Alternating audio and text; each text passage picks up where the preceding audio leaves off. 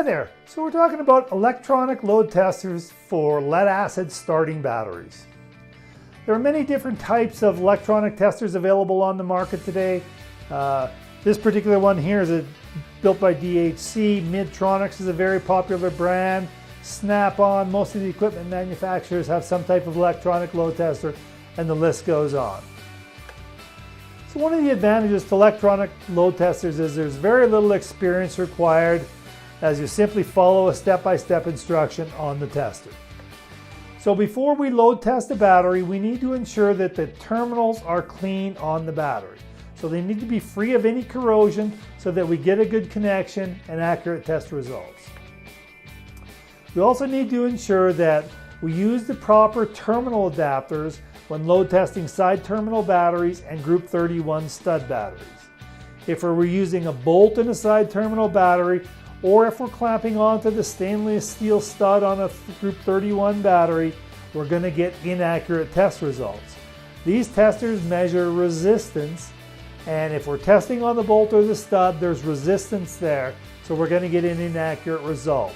So always remember, we need to be clamped onto the lead. So if that means using a lead adapter, we need to get the proper adapters for getting an accurate test. Next, we need to determine what is the cold cranking amp manufacturer recommendation of the battery. So according to BCI specifications, we need to load test the battery to half the rated cold cranking amp.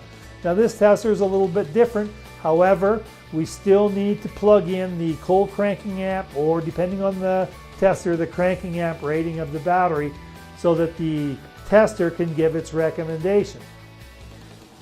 Generally, these testers, if they don't meet 80% of the manufacturer's recommendation or the number that we plug into there, it's going to do a fail on the battery.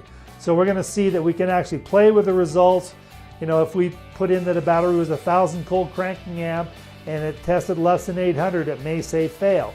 If we put in the parameter that the battery was 900 cold cranking amp and it tested 800, it's going to give it a pass. So there can still be a little bit of interpretation, but essentially we want to plug that number into the tester.